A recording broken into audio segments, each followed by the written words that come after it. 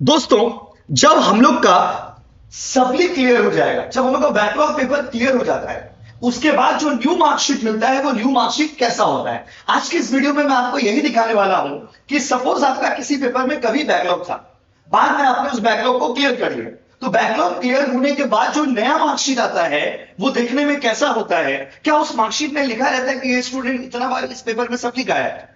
तो आइए आज के इस वीडियो में यही सब चीजों को हम लोग देखते हैं और एनालाइज करते हैं कि अगर आपका बैकलॉग पेपर बाद में कभी क्लियर होगा तो उसका आपके मार्कशीट पे क्या इंपैक्ट होगा। देखिए, ये स्टूडेंट का प्रीवियस मार्कशीट है, ठीक है भाई, ये प्रीवियस मार्कशीट है उसका।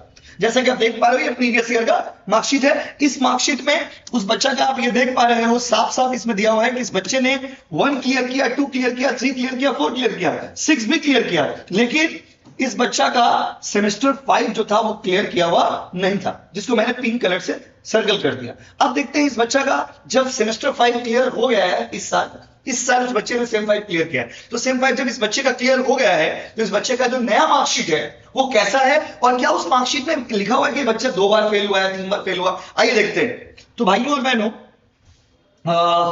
चलिए, ये है इस बच्चे का फ्रेश मार्कशीट जो बच्चा रिसेंटली कॉलेज से लेकर के आया है। और देखिए, इस मार्कशीट को देख करके चेंजेस देखिए, इस मार्कशीट को देख करके आप कहीं भी कुछ भी नहीं समझ पाओगे कि ये बच्चा कहीं भी किसी भी पेपर में बैकलॉग था नहीं, क्योंकि देखो यहाँ पे क्या लिखा हुआ है, सेमेस्टर क्लियर्ड विद ऑनर्स। ये बच्चा ऑनर्स के साथ अपना सेमेस्टर को क्लियर कर लिया। तो इस मार्कशीट को देख करके मैं एक बार हट जाता हूं स्क्रीन से, आप देख लो। इस मार्कशीट को देख करके आप कहीं भी किसी भी वे में ये नहीं समझ पाओगे कि ये बच्चा कभी किसी पेपर में बैकलॉग भी हुआ था। तो भाइयों और बहनों, अच्छा, फिर भी मैं आप सभी से एक ही रिक्वेस्ट करूंगा कि आप अगर जूनियर स्टूडेंट हो या सीनियर स्टूडेंट, जो भी स्टूडेंट हो, मैं आपसे एक ही रिक्वेस्ट करूंगा कि प्लीज प्लीज प्लीज ऐसा नौबत ही मत आने दीजिए कि आपको प्रीवियस मार्कशीट और न्यू मार्कशीट में कंपेयर करना पड़े। मैं आप सभी से हाथ जोड़ के एक ही रिक्वेस्ट करूंगा कि कोशिश, देखो, मार्क्स कम आए वैसे आए चलेगा, बट दिमाग में यह बैठा के रखिए कि किसी भी वे में बैकलॉग नहीं आना चाहिए किसी पेपर में। तो बैकलॉग आना ही वेरी पेनफुल भाई, क्योंकि जो आपका साल वेस्ट होता है, जो आपका समय वेस्ट होता है, जो आपके फ्यूचर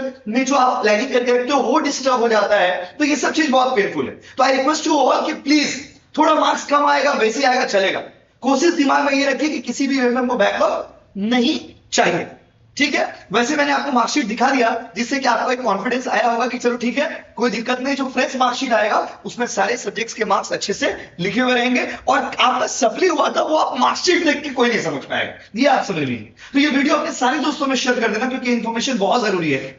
लेकिन मैं आपसे एक ही रिक्वेस्ट करता हूं कि कोशिश करो कि किसी भी वे में, किसी भी पेपर में, किसी भी सेमेस्टर में बैकलॉग नहीं आना चाहिए। प्रॉमिस करो, कमेंट करके बताओ, प्रॉमिस करो हमको कि आपका सप्ली नहीं खाओगे, किसी भी सब्जेक्ट को सप्ली नहीं खाओगे, प्रॉमिस करो प्लीज।